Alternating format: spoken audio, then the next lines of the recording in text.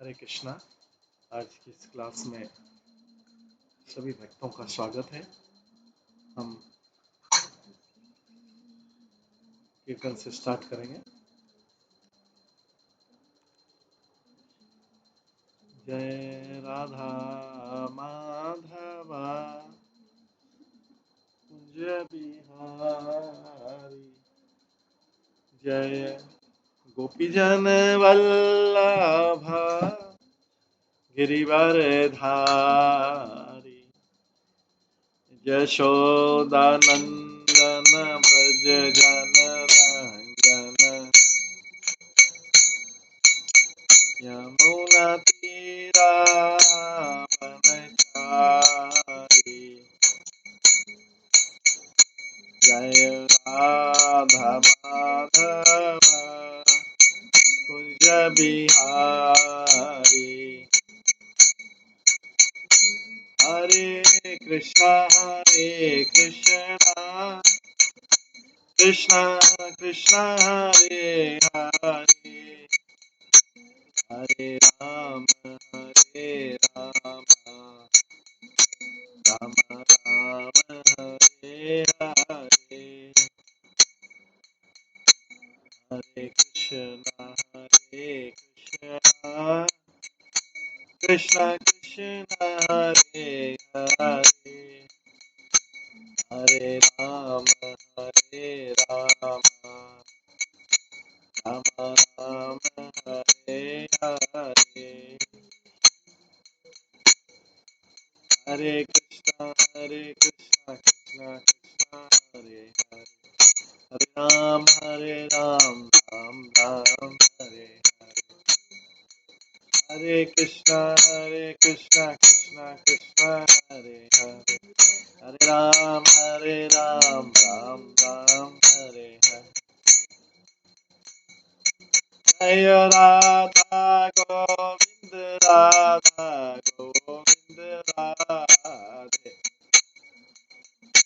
जय राधा माधव राधा माधव राधे,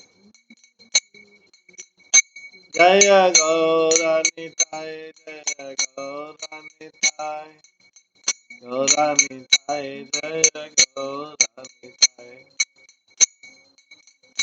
जय जय प्रभुपाद प्रभुपाद प्रभुपाद, जय जय प्रभुपाद, निताय गौर हरि बोल हरि बोल हरि बोल, निताय गौर हरि बोल।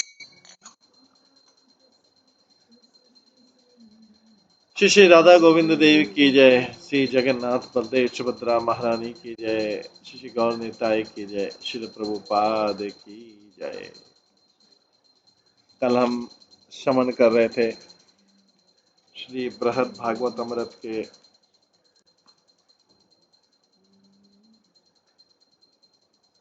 दूसरे भाग के दूसरे अध्याय से, जिसका नाम है ज्ञान। इसमें हमने श्रवण किया था किस प्रकार से गोप कुमार जगन्नाथपुरी के राजा बने, फिर उन्होंने राजा का पद त्याग दिया, जगन्नाथ जी के दर्शन करने लगे, उनके मुखमंडल की तरफ हमेशा आकर्षित रहते थे। फिर भी उनके अंदर मथुरा जाने की तीव्र इच्छा बनी हुई थी, क्योंकि गोपाल मंत्र जप करते थे।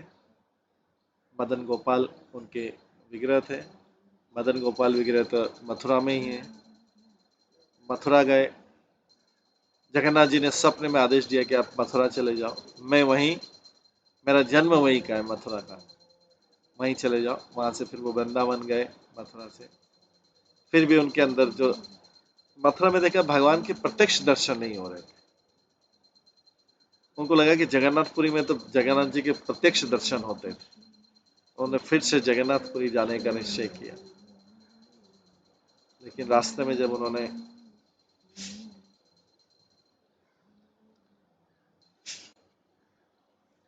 देखा प्रयागराज